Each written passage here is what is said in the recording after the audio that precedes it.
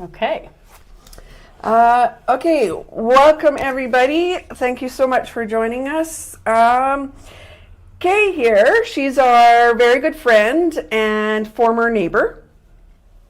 She has stopped in for a visit on her way to Chicxulub and has graciously agreed to join us on our live today to discuss being... Shut the door. Sorry. He'll turn that down. Oh, okay. So she's here to discuss being a single woman in Mexico. We welcome her and thank her very much for sharing a piece of your life with all of us today. Oh, I should move in. Yeah, it's a tight fit. I know. We just found the internet wasn't good enough to do it out where it's more comfortable. So we squeeze in here. We'll make it work. So we met Kaye in Chicxulub. She bought the house across from where we were living. We introduced ourselves one morning when she was out having a coffee with her sister, and we just, as Daryl does, walked up and said, "Hi, welcome to the neighborhood," or whatever he says, I don't know. So that's how we met Kaye, and that's actually when you closed on the house, Yep, right? That's so right. She had bought that house in Chicxulub.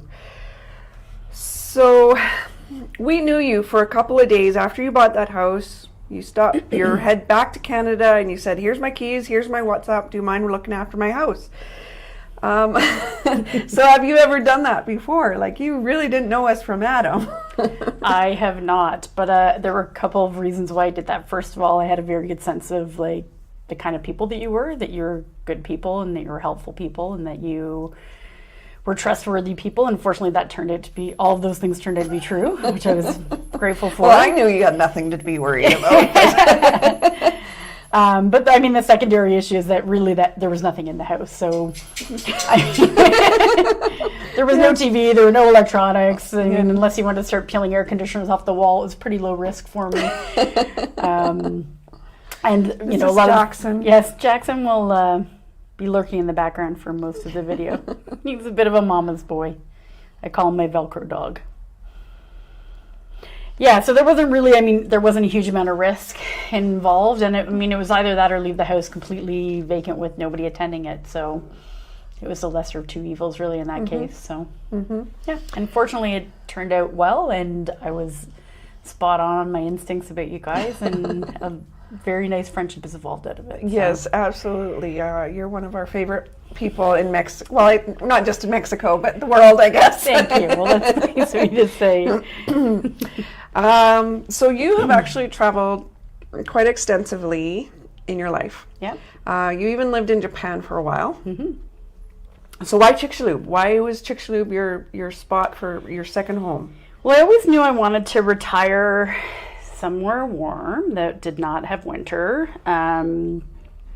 And I love Central America. But the main motivation for me at this stage of my life is that I have a 43-pound Labradoodle who you briefly saw a moment ago lurking behind us. And he's too big to fly, so I needed somewhere I could drive to, and I knew that Mexico was driving. I mean, some people might argue it's not driving distance from Canada. It's a long drive from Canada, but it is possible to drive here. And my dog could come with me, so that was part of the motivation. I had backpacked through the Yucatan and Quintana Roo back when I was in my early 30s, and so I was familiar with the area, and I really loved it. I fell in love with the people and the culture when I came down for that trip. And when I started looking, my brother had just bought a house on the west coast of Mexico. And that's what prompted me to really start looking into it now. And I realized it was possible for me to potentially get into the Mexican real estate market now and have a place for when I was ready to retire. But I wasn't really interested in being on the west coast. It's a little too populated for me. A lot of tourist locations over there that I'm not really interested in hanging out in. But I really knew that I liked the Gulf Coast and the Merida area. And it happened that the real estate agent that he used also had an office in Progreso. So I reached out to them and just kind of started exploring and having conversations about what was available.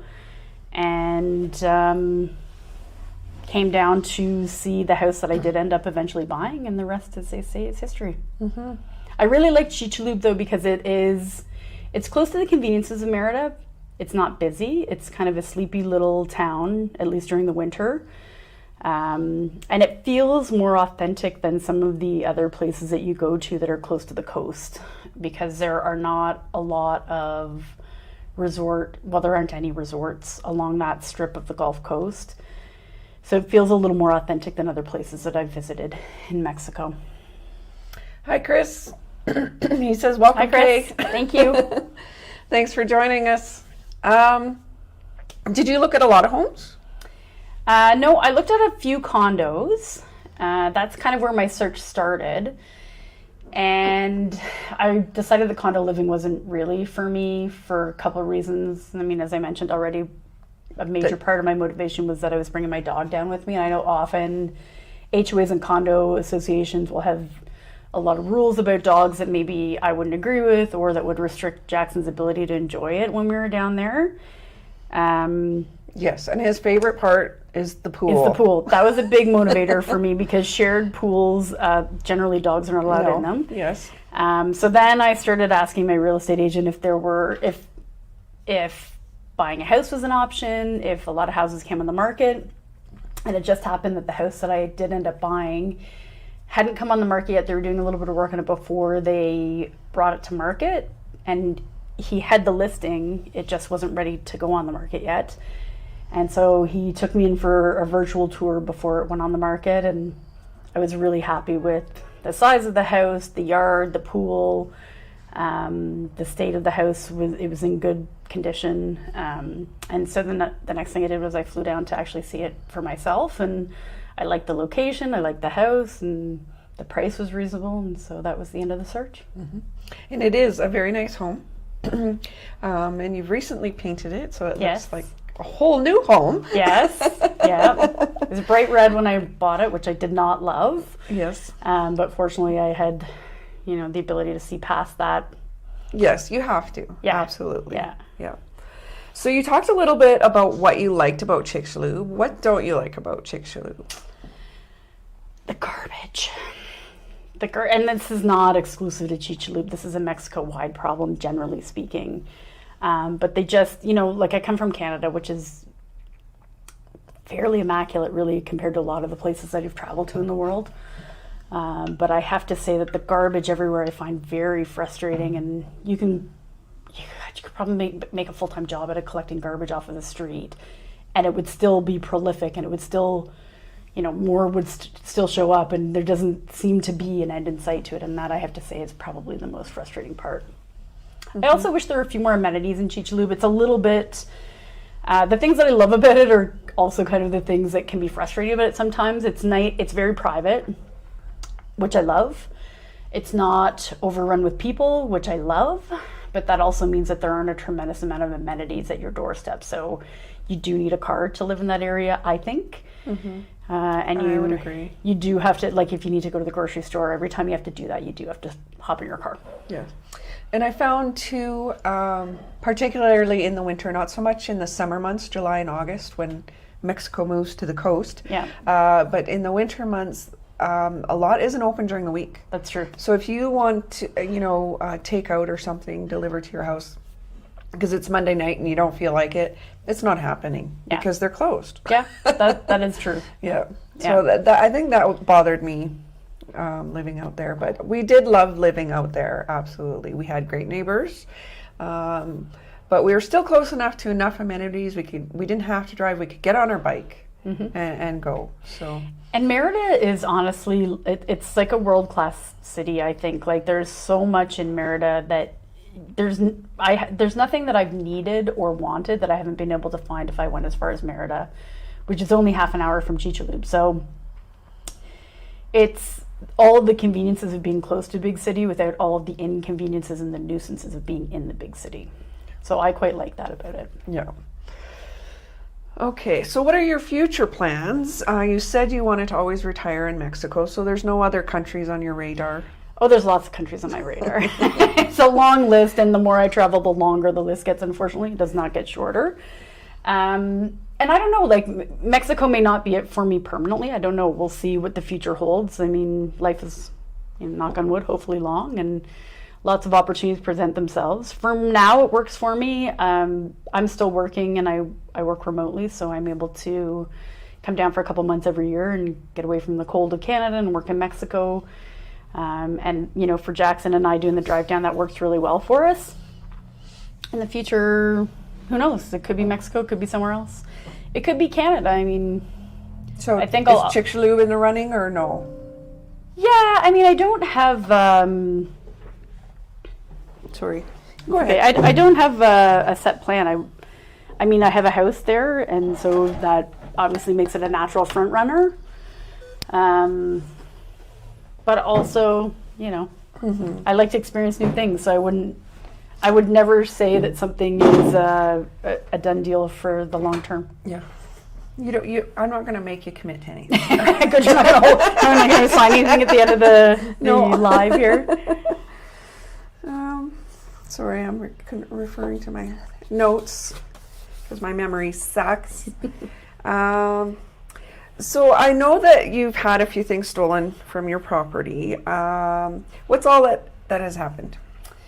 So I came down one time, and inevitably, like when you live near the beach, things degrade really quickly. There's a lot of moisture in the air. There's a lot of salt in the air, and all of that, like anything mechanical or anything electrical, yes, degrades pretty quickly. So inevitably, every time I come down to the house, something is not working, and I have to either get somebody out to fix it or somebody in to look at it.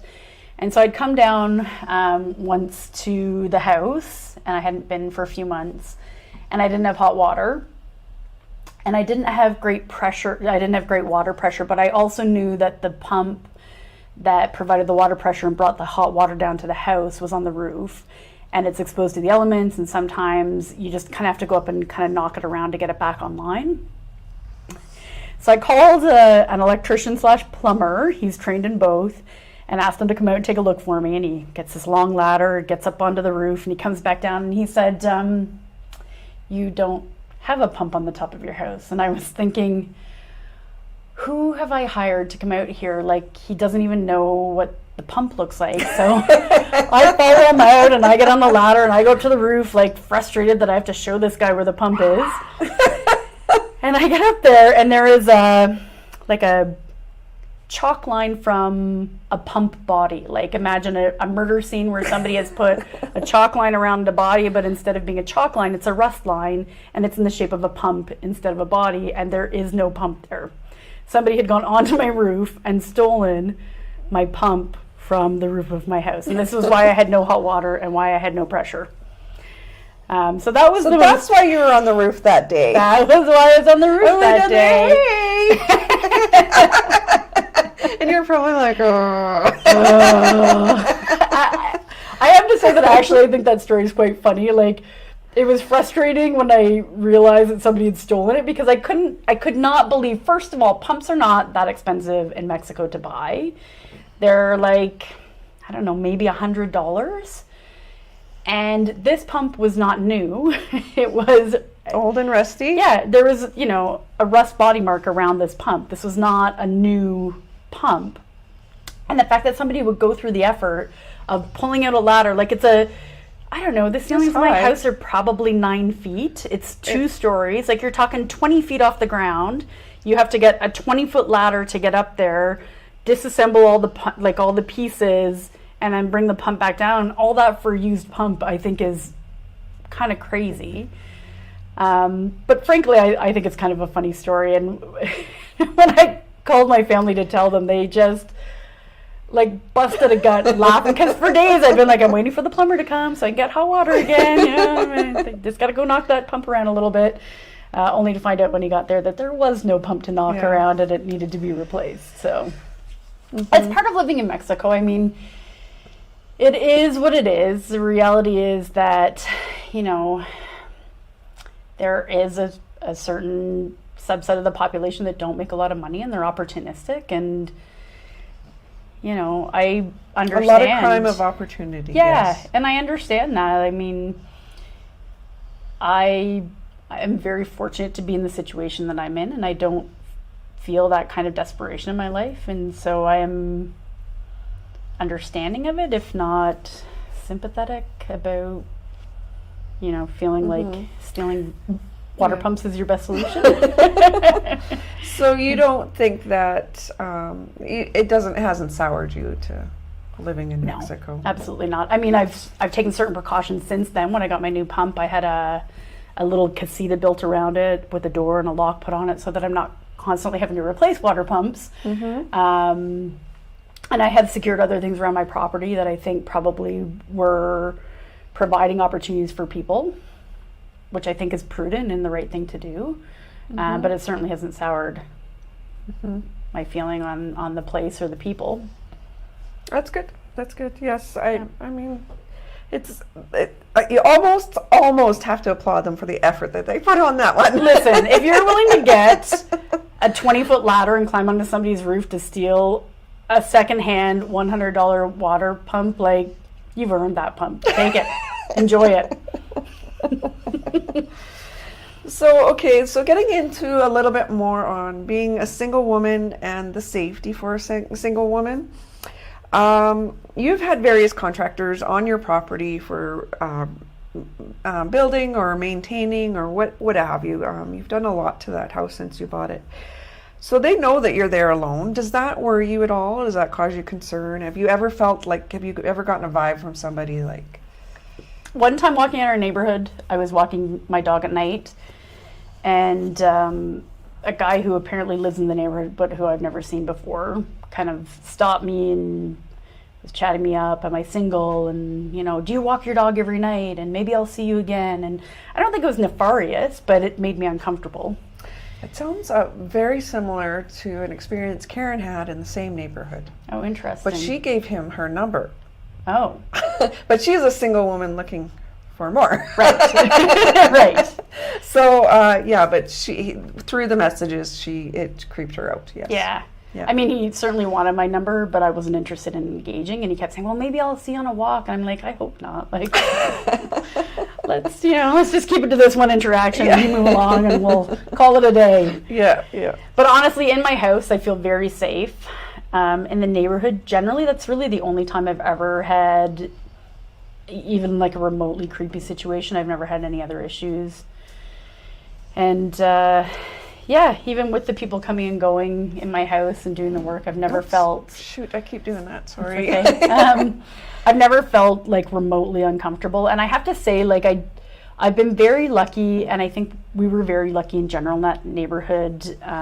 We have good neighbors, and everybody looks out for everybody else. And it was a great neighborhood. It is really a nice neighborhood. Yeah. And I was able to get a lot of good recommendations for contractors. So it wasn't just random people that I was finding on the internet and having come out. It was always somebody reputable who... That's a very good tip. Someone I trusted had given me the recommendation to say, this person is a great electrician, plumber, concrete worker, whatever the case may be. Mm-hmm. And so I was always getting workers out who were recommended by somebody who knew them.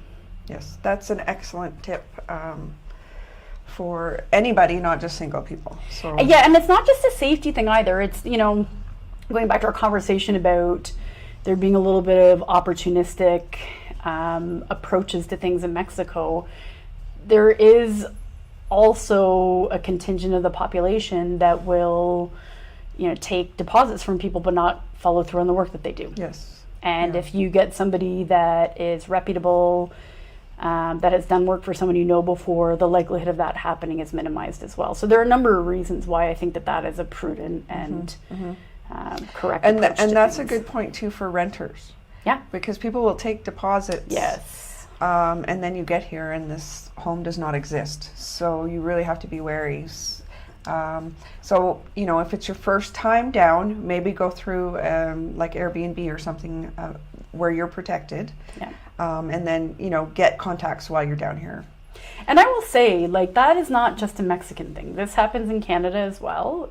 Like on the contractor side and on the renting side, this is not a phenomenon that it is exclusive to Mexico. So, whatever I precautions think you would there's an take. HGTV show on that. Yeah, exactly. That's right. Probably a couple. Yeah. But, I think whatever precautions you would take at home, you would not, sight unseen hand over deposit to rent a place from somebody if you'd never met them, seen them, gotten keys from them.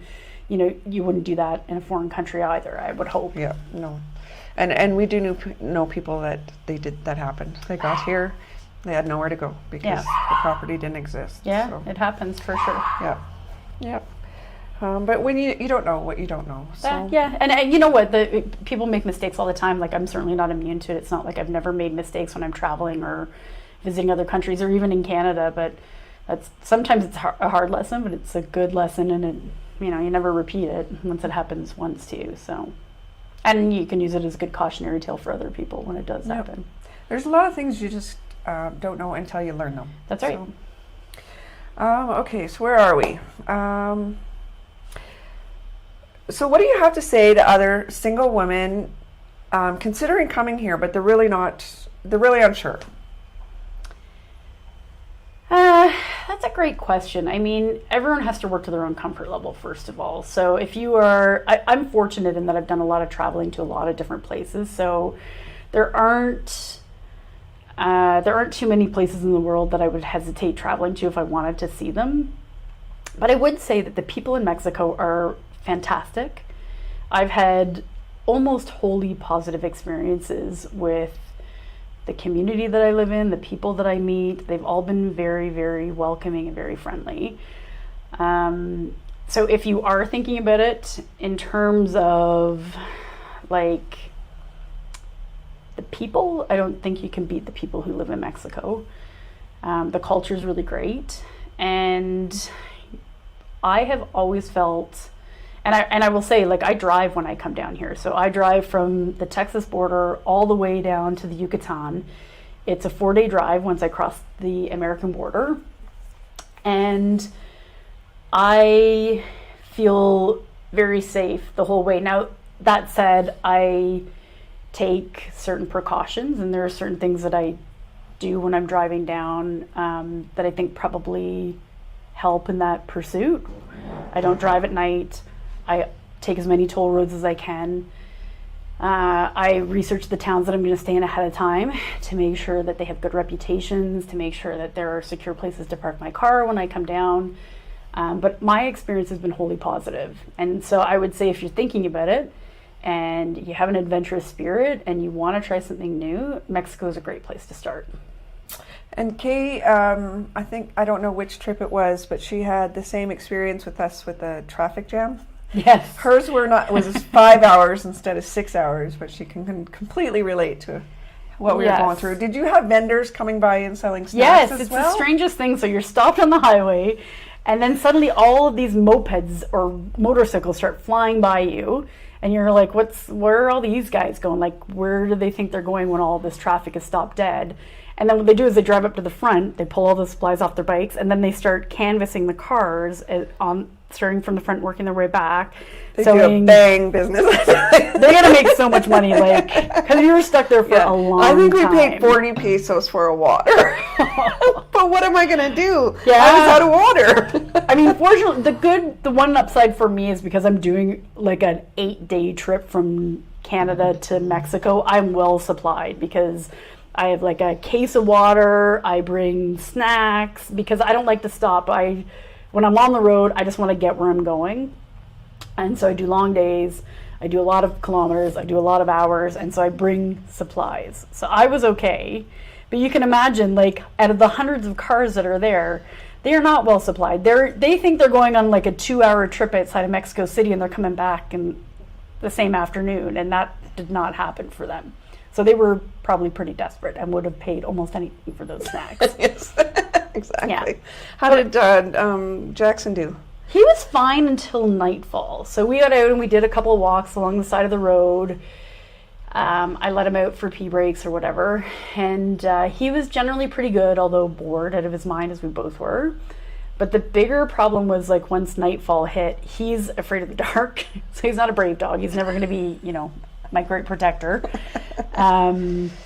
But when it got dark outside, he was jumpy and barking at everything. So all those guys that, during the day that were so helpful going around selling water became like massive stranger danger and huge threats to Jackson. And he was just losing his mind. But fortunately, shortly after it got dark, the police cleared out the blockade and we were able to go. So it didn't go on for too long. Yeah. Poor guys. Yeah, I can feel for you. Daryl said something here. Oh, he said the ladder was worth more than the pump. Honestly, it probably was. But they probably stole that too, so it wasn't a big deal for them. Gayleen, welcome. I haven't seen you in a while. She says, good evening. Sorry I'm late. Hi, Gayleen. No worries. She's, I want to say BC. She's, I think, my memory is so terrible, and we have some regulars and, some from here and there and everywhere, and I always get them mixed up. Yeah. Okay. I think she's a single woman considering coming here. So, yes, she'll probably go back and watch the whole thing. Perfect. Well, if you have any questions, Gayleen, even if it's like after the live, reach out to Jen, and I'm happy to, if there's anything I can help with, if you got questions or concerns, let me know. Mm-hmm. Do you find it difficult finding friends in a new area, being a single person? Yes and no. Partly for me, it's because you may have gathered already that I worry about my dog a lot. So I don't like to leave him at home for long periods of time, and I don't generally do big nights out at the bar where it's probably very easy to meet people. Just because his comfort is important to me. But I will say, the upside of having a dog is that when you go out walking him in the neighborhood, you meet people very quickly. So if you have a dog, that's definitely a big help in terms of meeting people who live around your neighborhood. It's a good tip, though. If you don't have a dog, you can still go walk out in the neighborhood and meet people. Absolutely. And generally, people are very friendly. Certainly in our neighborhood anyways, in Chicxulub, I find. Mm-hmm. People are always interested. And this goes for both gringos and Mexicans, actually. So if you speak a little bit of Spanish, that will also go a long way to help you. People are generally curious and will come up and talk to me and ask me where I'm from and start a conversation. So I guess generally meeting people has not been difficult for me. Probably if I went out to bars more often, it would be even that much easier. So if you're a social person and you don't mind going out to the bar and having a drink by yourself, I would suggest it's probably even easier to meet people than it has been for me. But I've met a lot of really great people down here. A lot of people that I will be lifelong friends with. And I guess that's a very long-winded way of telling you that no, I've not had a hard time meeting people. Mm-hmm. I think it's willing to get out there, walk around, just live your life. If you're sitting there in your room on Facebook waiting for somebody to contact you, it's not going to happen that way. No. Although, that said, there are a lot of great Facebook groups by area in Mexico. There are a lot of great resources in the Facebook groups where you can get information. So that's a great place to start. And you may end up, it's possible you could start an organic friendship that way where you meet them online. Well, and then Daryl does it all the time. Yeah. If you're having any problems, contact Daryl. He'd be happy to give you lots of tips on how to meet people. He is possibly the most social person I've ever met. So he's a natural with this stuff. If you need help, contact him. Yeah. But I would hope that if you're going to be adventurous enough to make a move, even for a winter season or temporarily to a foreign country, I would hope that you're not sitting at home on Facebook all the time. If you have that drive and that interest, I would hope that once you get down here that you're going to be out walking the streets, having a look around the neighborhood, figuring out what's what, and I think you're just going to meet people organically that way if you do that. Yeah, I agree. Okay, so talk a little bit about driving through Canada versus USA versus Mexico, if you don't mind. Sure. So I'm very close to the Canadian border. The Canadian portion of my trip is like a nanosecond. It's like a 4-hour drive out of 8 days. So it's like half a day. I'm at the border. I've cleared the border. I'm ready to go. So the Canadian portion for me, very simple. The U.S. Portion then is about, well, last year I took it a little bit slower. This year I did it in 2.5 days really, because half of my third day was the 4 hours getting out of Canada. So it's 2.5 days, say, through the States. And I cross at Detroit or Port Huron, depending on the traffic. So basically the most southern point tip of Ontario. And so I go from there and then I drive down to Texas. So that takes 2.5 days.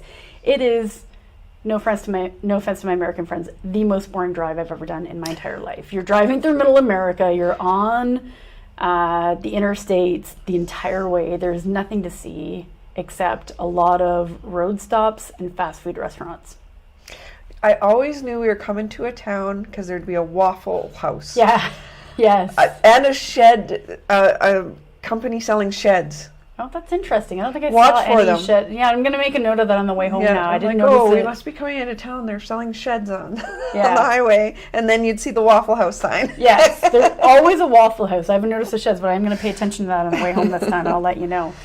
And like, Americans love their fast food, or if they It was don't. Texas where they had all you could eat Texas is KFC. out of control. Yeah, Texas is out of control. But it's interesting. Like every time you pull up to an exit, there, like if you've ever driven through the States, you guys have seen this too. But it's like the massive poles that go like way up into the sky with the whatever restaurant or gas station is on the top of it, and there are just dozens of them at every exit. And like it's every fast food restaurant you can think of, all in one place. So it doesn't, and like Taco Bell, KFC, Burger King, like whatever, Subway, whatever you want, McDonald's, it's gonna be there. And every exit is the same. Like nothing is unique except Buc-ee's in Texas. That's probably the. And if you've That's ever, a destination in itself. Yeah, if you've ever driven through Texas, you've probably stopped there. If you haven't been through Texas, you should stop there because it's like this weird themed stop and they'll have like 100 like pumps. And it will just be like, and all of them will be full cars. Like I've never seen anything like it. And they're famous for their clean bathrooms. Yes, yes.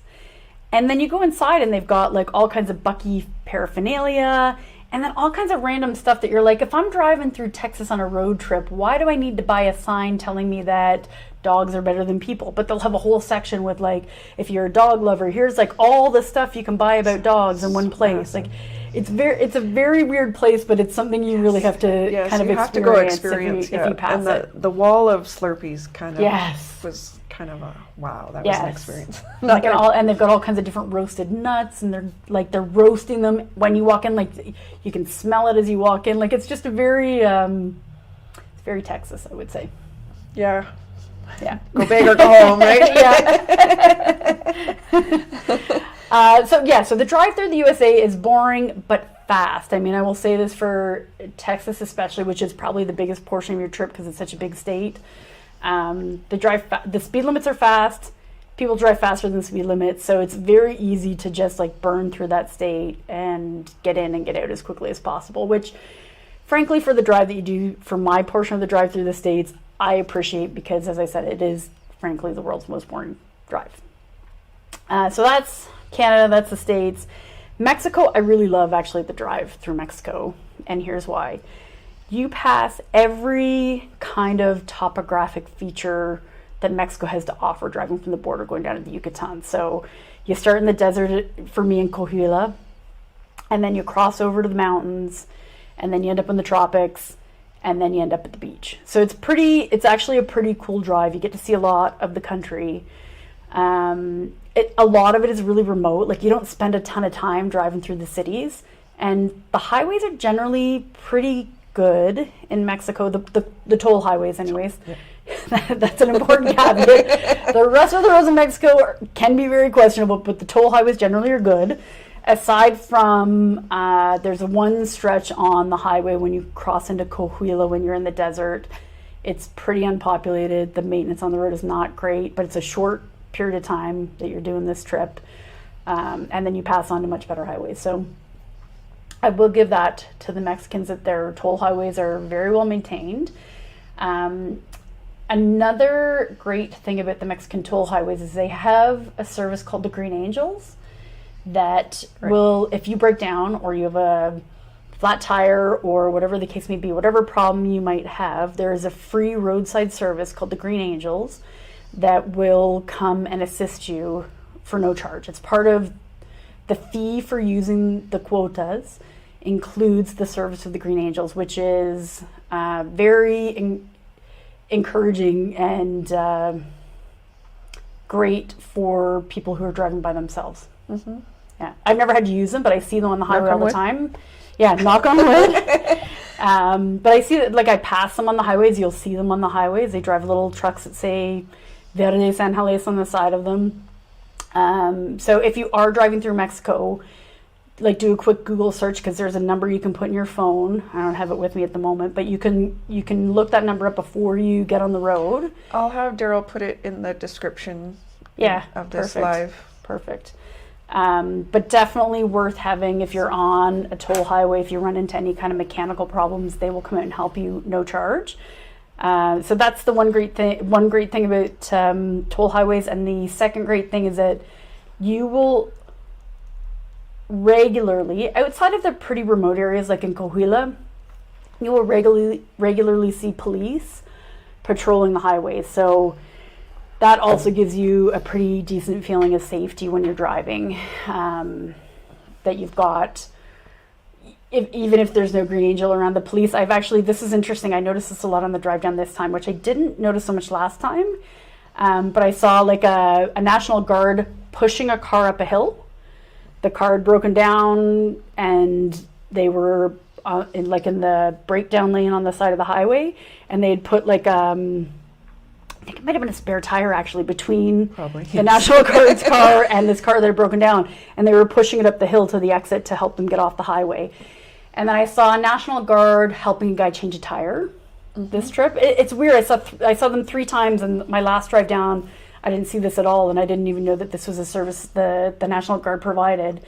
And then the third time, I don't know what the issue with the car was, but the hood was open, and the National Guard was like bent over trying to help them get their car back up and running. So there are a couple of services that can help you if you get into trouble when you're driving through Mexico.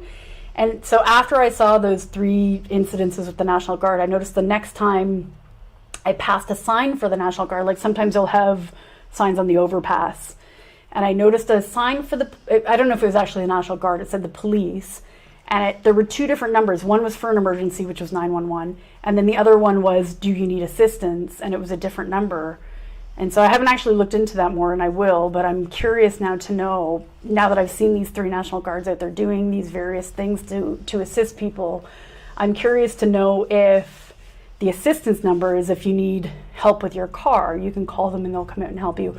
Or perhaps it's just National Guards who happen to be in the area and we're just stopping to be helpful, good citizens. Hard to know, for sure. Sorry, Daryl is doing all kinds of sign language over there, and I don't know what he's trying to tell me. I'm just trying to tell you, you're behind the chat window. I don't know how to fix it. Move over closer to Kay. I'm already on top of her. Yeah, I can reposition a little bit. Sorry. This might help. I can't see your face. I can't see your pretty face. You're behind the chat window. Squeeze in. Get comfortable. Oh, this way. It's tricky. There's not a lot of room They're here. here to see Kay. They see Let me. Here, I'll move the camera back then. That works. Sorry, better. guys. They see. I wanted to see your me face, every so. week. Here, let me move. Well, now you can see half of me. And I want to get back to a little bit more about your traveling, but Gayleen, first of all, she said thanks so much for offering help if she has any questions. And then she says, I'm a social person who likes to do activities, crafts, pottery, etc., and gardening, plus walking around, maybe volunteering. I think that the Facebook groups would really help you, because there's I feel that there's people who also enjoy these things Absolutely. on Facebook. And I will tell you that if you are interested in getting involved in the community and volunteering, there is no shortage of opportunity to do that. So, I mean, it depends what kind of things you like to do, but there are a number of expats who run rescues for dogs, for example. So if you're interested in animals, there's no shortage of need and no shortage of opportunity to do that. In our small community in Chicxulub, there's a soup kitchen, and they're always looking for people to help them run the soup kitchen. So to Jen's point, if you are on the Facebook groups for the area that you're living in, you're going to see lots of opportunity to get involved. In terms of like activities, again, the Facebook groups, they talk about all kinds of, almost everything that you've described in your comment. I have seen on one of the Facebook groups at one time or another, somebody is talking about doing it or is doing it or is looking for somebody to do it with.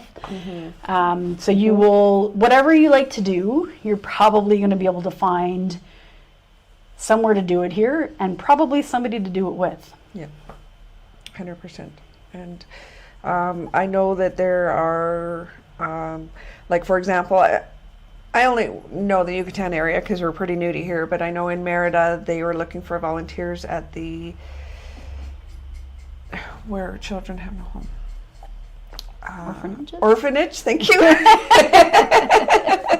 They were looking We should also preface this by saying that we went for a very long walk up to like a mirador, like a lookout at the top of one of the hills in town today, and it was very hot and humid. So we're here.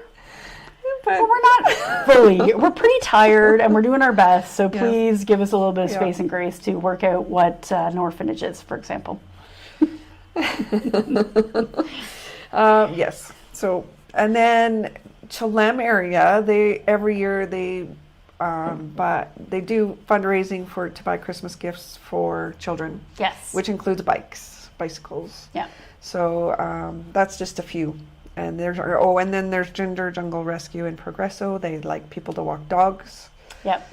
They also like people to adopt dogs, but if you cannot, yes. go on over and walk the dogs. Yeah. But I mean, and that's a very small corner of Mexico, and exactly. So, what's happening there is probably duplicated in every corner of Mexico where there are expats. Like people who come down really like to get involved, and I think in some sense they like to feel like they're giving back a little bit to the communities that they're living in. So there's lots of opportunities to volunteer for sure. And if there's not, then that's a great project that you could undertake yourself and maybe start something up if you have something that you're passionate about or you see need. Yeah. Back to traveling. So can we talk a little bit about where you stay in the U.S. and in Mexico? And we'll start with that. So I'm pretty loosey-goosey when I'm coming through the U.S. because, as I said, almost every exit has a dozen restaurants, half a dozen hotels. So I don't really plan too far ahead. I do have some friends who are gracious enough to let me stay with them, not just in Mexico, but I do have some friends in the U.S. that if my timeline and geography align, that they let me stay with them on the way through, or provide, allow me to stay at their house if they're not there on the way through, which I'm very grateful for. But generally in the U.S., I will, the only hotel I book absolutely is the hotel at the border town. And that's because when I drive down, I exclusively to date have always crossed the border on January 1st. My schedule at work kind of makes the Christmas time holiday an ideal time for me to drive down. And I like to cross on January 1st because it means there's very little traffic, very little potential for accidents, incidents, whatever the case may be, on the road, because there are fewer people on the road. So I get up very early on January 1st and hit the road coming into Mexico. So for that reason, I always want to make sure, given that it's New Year's Eve, that I've got a hotel room booked at the border. Right. Other than that, I play it by ear when I'm driving down. If I feel like driving longer, I'll do a little more time. If I feel tired and I'm not going to make it to where I'd kind of initially thought I would make it to that day, I'll truncate it and I'll stop sooner. So The US, aside from the border town, I play by ear. And then in Mexico, I think I mentioned this a bit earlier, but I do some research around what towns are secure and reasonable to stay in. And then those I will book in advance, particularly my first night, because I love to stay at Las Palmas Midway Inn in Matahuala. It's just a lovely little complex of like motel style rooms that is very dog friendly and has a nice big property. They've got like a cycling path on it that I use as a dog walking path, but they've also just got like a lot of green space and yard. So it's a nice stopping point after a long day driving through the desert, where Jackson can get out, have a bit of exercise, and we can stretch our legs and have some space to do that, which is not always, if anybody that's traveled knows that that's not always the case when you stay at hotels. So it's quite a nice place to stop. And I probably shouldn't tell everybody that, because then it's going to be harder for me to book a hotel room. But I will say, like, that's my favorite place to stay in Matahuala. So that is where I do try to stop on my first night. And then depending on I'm taking a different route down this year than I have in the previous year, because I diverted off to come and see Jen and Daryl. But generally, if I was taking the same route, I'd stay in the same cities. And if I find a hotel that I like, I will book the same hotel. If I stay in a hotel that is terrible, which I will tell you happened to me on the way home last year, I'll tell you that story in a minute.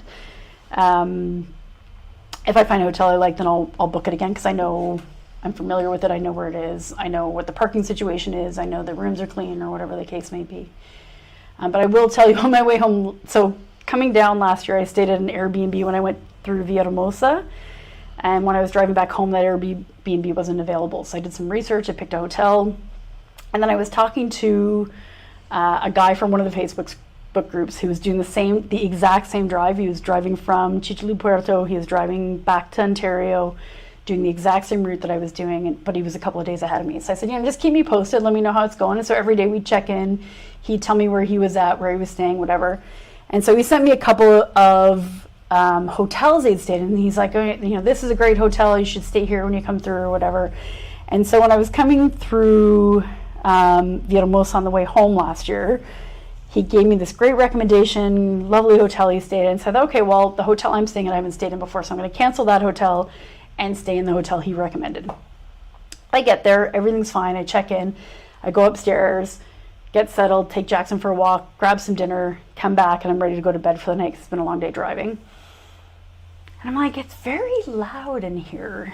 It's like the whole room was kind of vibrating. It was like there was a club close by going on, and I was like, I wonder how long this is going to go on for. So I waited a little bit, it didn't get better. So I went down to the front desk and I said, listen, like, I don't know if it's the location of my room or what the deal is, but it's very loud. There's a lot of music, and it's very like disruptive. Like my whole room is vibrating.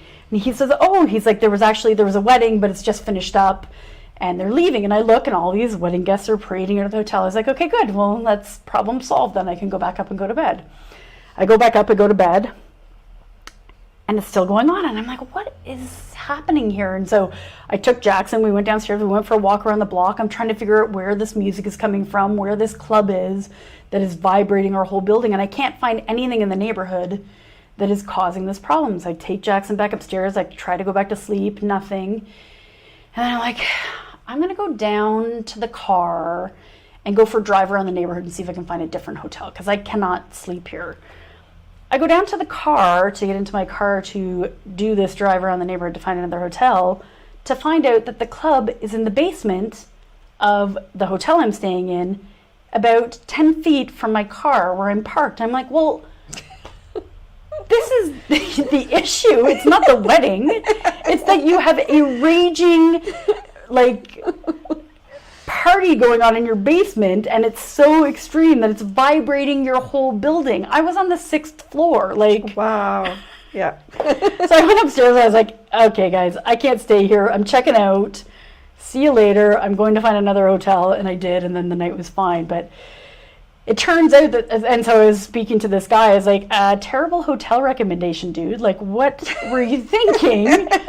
And it turns out that the club only runs on Saturday nights, and he was there on Thursday, and so he had a lovely sleep, and it was a great hotel, but on a Saturday, never. Right. Okay. So Chris said, and I asked you this as well. I said, what were the tolls like as you drove through the States? Sorry. no tolls going through the States on the route that I took anyways. The only toll that I had to pay was crossing the Ambassador Bridge going from Canada to the States. Mm-hmm. There are a lot of tolls in Mexico, so as I mentioned, you want to stick to the toll roads. And Jen and I were actually talking about this earlier today.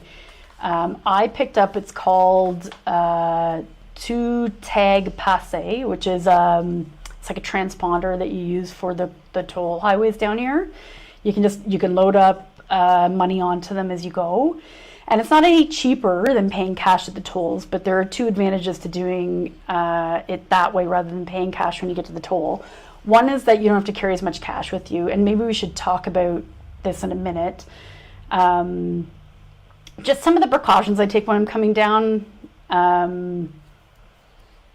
because you are driving through a foreign country and things happen. So with a Canadian plated car. Yeah, so maybe we'll come to that in a minute. But so two benefits of having this pass. One is that you don't have to carry as much cash with you, because one of your biggest expenses is going to be your tolls when you get into Mexico.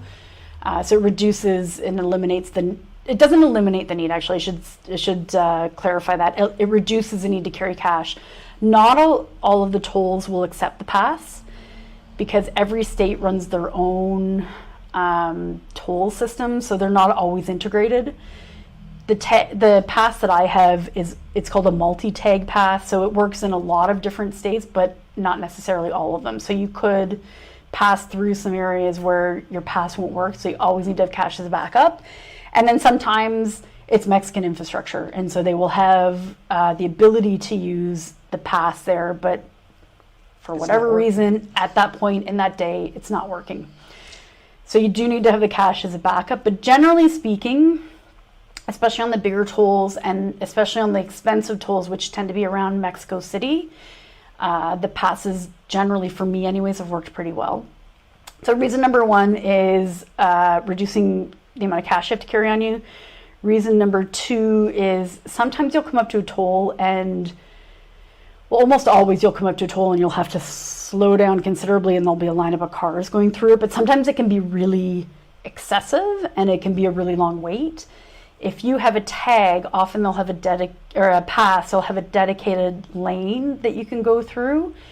And if you can get far enough up in the gridlock, you can kind of skirt around everybody and go through that lane and not have to wait in all of that traffic.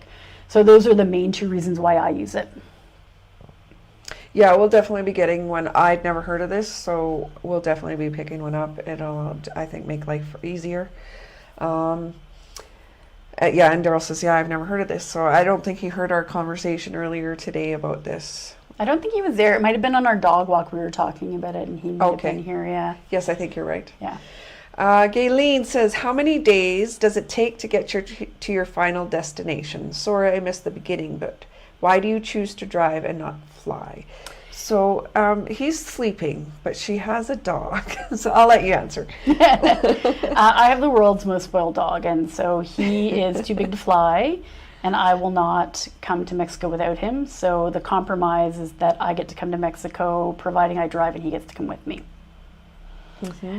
And how many days does it take to get to the final destination? So door to door from my house in Canada to my house in Mexico, it's 7 days if I were to do it straight. And those are considerable driving days. Like, it's in the States, I'm probably doing 1,200 kilometers a day. And each day I'm probably doing between 8 to 12 hours of driving. And 3 of those, you might not have been here for this, Gayleen, but the split of that is about 3 days from Canada to the Mexico-US border, and then 4 days in Mexico from the border to my house. But the weird thing about the Yucatan, if you look at a map of Mexico, you'll see you almost do half of Mexico twice, because you got to come down and then you loop around back up to the peninsula. So honestly, I don't think there's like a longer route you could take in Mexico than to go from the border to the Gulf Coast. Yes. Yeah. It's probably the furthest point by driving. Yeah. And honestly, if I could get my dog on a plane, I would give up the drive in a heartbeat. But for now, this is our compromise. Yeah. So you've done this twice now. Mm-hmm.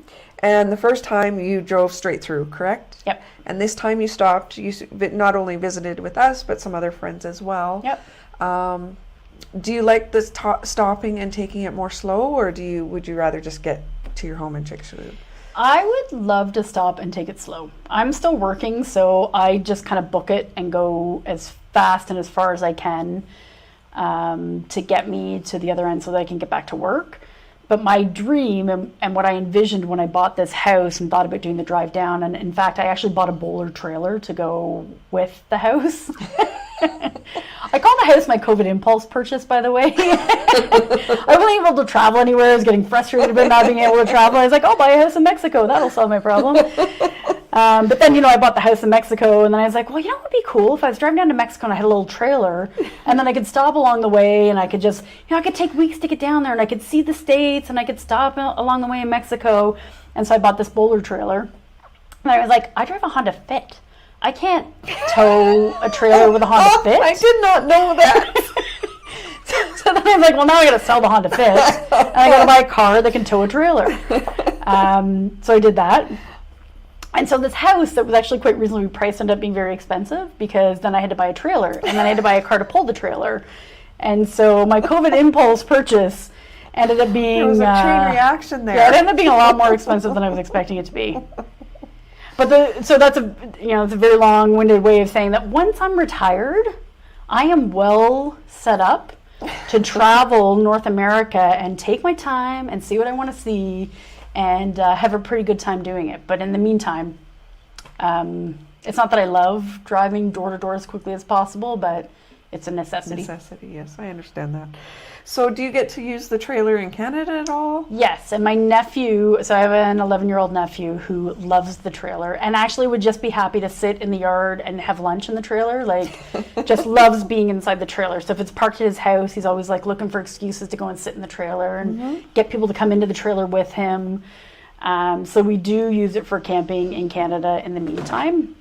And the one thing I hadn't considered when I bought the trailer is that I think especially in the States, for small trailers, there's generally a speed limit for how fast you can go, and I'm sure that's based on safety reasons. I probably couldn't do a $140 with a trailer behind me when I'm driving through Texas, for example. Yeah. So I hadn't considered that would be a limiting factor for me driving down, which when I'm retired won't matter, because I can take my sweet time, I can drive slower, I can stop and see things along the way. But for now, the trailer stays in Canada, goes on small camping trips with my nephew, and hopefully in the future we'll come down and visit the Yucatan at some point. Mm-hmm. So you wanted to go back some preparation tips you do for... what were the words you used? I don't recall what the words I used were, but some of the precautions I take maybe, because when I'm traveling... through Mexico, let's not sugarcoat it. There are things that happen when people drive through Mexico, and I think we would be remiss to not address that and talk about it. I would say that I don't think it happens to everybody. I don't think it's a really common issue, but it does. Occasionally, people get into trouble when they're driving down here. So some of the things that I do to prepare, and just full disclosure, for me, and we had this conversation last night, if I ever get stopped on a Mexican highway and someone's trying to rob me, I'm giving them my car, I'm giving them all my worldly possessions, I'm taking my dog, and I'm exiting stage left without question. That's going to be my approach. But I do other things just to reduce the risk, and one of them is that I carry negligible amounts of cash with me, because there are occasions where the police allegedly, who knows if they're real police or not, have stopped expats as they're driving through. They'll ask them to prove how much money they're carrying with them, because there's a US $10,000 limit that you're allowed to bring into Mexico without declaring it. And so there have been incidences where police have stopped people, claim that they're checking this limit, and ask foreigners to hand over their wallet so they can count their money and make sure that they're not over this limit that you're allowed to bring in without declaring it. And inevitably when that happens, everybody's wallet comes back a little bit lighter when it gets returned to them.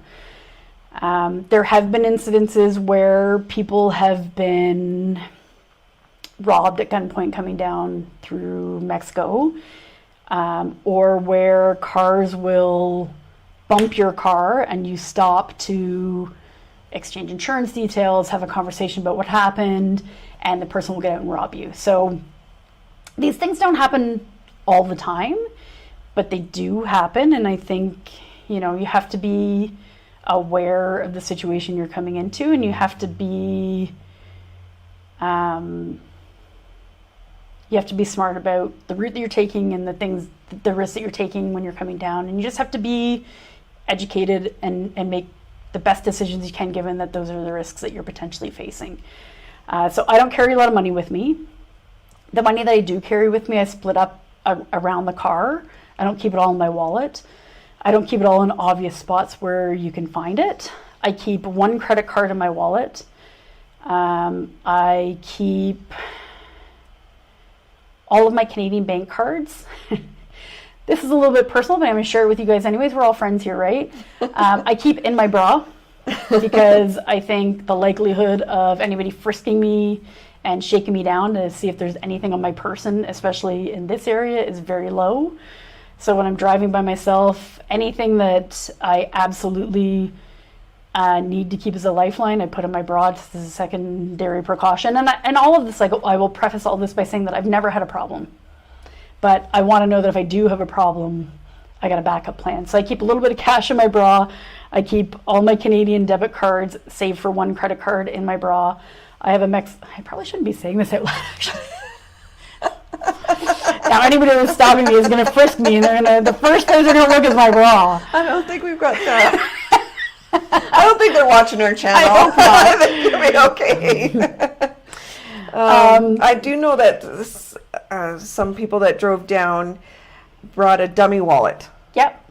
So there was, Yeah. I don't know, probably expired cards in them or something. I don't know, but it was a dummy wallet that they had. Yeah. Easily accessible. That's right. And you could probably, because they're not, I don't know anybody that's done this exactly, but you could probably photocopy your driver's license, your Canadian driver's license, color copy, laminate it, and they'd probably accept that as your ID, so that could maybe go in your fake wallet or, just maybe some. Yeah, and the other thing that you read about online sometimes is that you'll be asked to hand over your insurance papers, your license, your passport, whatever ID that the police want, or alleged police. I mean, I don't know if these are real police that are running these scams or not. And then they won't give them back to you unless you pay them money or whatever the case may be. So a lot of people carry photocopies of all those things, and not laminated. They're not worried about if they're giving the official copy or not, but they'll just give them a copy of their passport so that they're not handing over the original. So it's on their person at all times, and you're not risking giving up control of that to somebody else.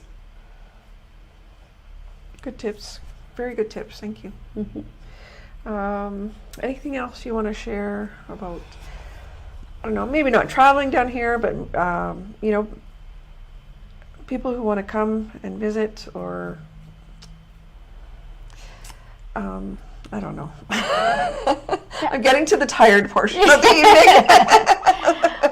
I guess I would just generally say, all the things that we just talked about, the precautions that you take and all of that, I personally think it's good to be aware of those things and have kind of contingency plans in place, but that can't be the sole focus or the things that you think about, because that's a very small proportion of the things that happen down here are those you take things. these precautions, and thankfully you've never ever had to deal with anything. And I will say, I met, interestingly, where I bought my car in Canada, when I was in Merida, I bumped into a couple that were from the town that I bought my car, and they were like, hey, is that your car? Because we saw that the dealership on your plate and we're from there. So we ended up having a bit of a conversation about it, and they were asking me about the drive down, and I said, I didn't have any problems. They're like, oh, so all the things you read about Mexico are overblown and not true. And I said, that's not what I said. I said, I had no problems when I came down. I said, but I absolutely things happen, things can go wrong, and you have to accept that that's a risk that you're taking if you come down here. I have, knock on wood, fortunately not encountered them on my drives, but other people have, and it can happen. Like, things can happen anywhere. At the end of the day is what it comes down to. And you plan as best you can, and plan for the worst, hope for the best, right? And we hear these stories as well, though we don't know anybody personally that has had any kind of issues, and we've known a few people who have driven down. So, but that's not to say that the stories aren't true. I'm sure they Absolutely. are. So. I mean, you also have to remember thousands of people cross the border between Mexico and the U.S. every day, and not thousands of people encounter these kinds of problems. So the likelihood is probably, a small percentage of people end up with these kinds of issues. But, if you are that person that ends up with the issue, you're having a really bad day. So, yes, it can really impact your experience. I lost all the chat. Okay, so I'll read it off of here. Sorry, guys. I live in BC, and I am wondering what would be the best bank for transaction fees and visa. The best Canadian bank, Gayleen, or you're asking if you want to set up an account in Mexico? Do you want a Mexican bank account, or are you talking about Canadian banks and transfers? And I don't think it matters. I went with from a Mexican bank perspective, I went with a BBVA because there's one on every corner, and I didn't want to have issues if I, needed it for something. If I needed to go into a branch for whatever reason, I didn't want to have issues in that way. I know a lot of expats use, now this is in the Yucatan, I have no idea if this bank is. It does exist in other parts of Mexico. You're talking Intercam? Yes. Yeah. So I know a lot of expats use Intercam, and they market to the expat community. And the benefit of using it, so I bank at Intercam, just full disclosure. The benefit is that most of the banks in Mexico, you have to be at least a temporary resident to get a bank account there. Intercam will give you a bank account even if you're not a temporary resident. So that is a huge advantage if you're looking to get a bank account in Mexico. You don't have to wait until you get yours. Because you are not a temporary resident. I'm not a temporary resident. Yeah. That's right. And I know the Scotiabank won't give even temporary residents a bank account. Oh, interesting. Yeah. Scotiabank. Yeah, I know. It's Canadian Bank. What's the issue, guys? Come on. Get on that. So generally for transferring, I don't know how you do it, but I looked into transfer companies, and I think I used 2 or 3 different ones just to see how the process went, and I did smaller sums of money, see how the process went, see what the fees were, and I ended up doing most of my transfers through xe.com. So it's a brokerage company, I guess, a transfer company. That's an FX company. Because when you do it bank to bank, expensive, like don't do that. And I ended up with xe.com, and I believe it's a Canadian company is what my research told me. Not that affected my decision. It was just ease, and I think it takes 4 days, but it wasn't important for me that it be quick. And I don't know, you must transfer? I don't transfer a ton of money down. I have transferred money through Remitly before.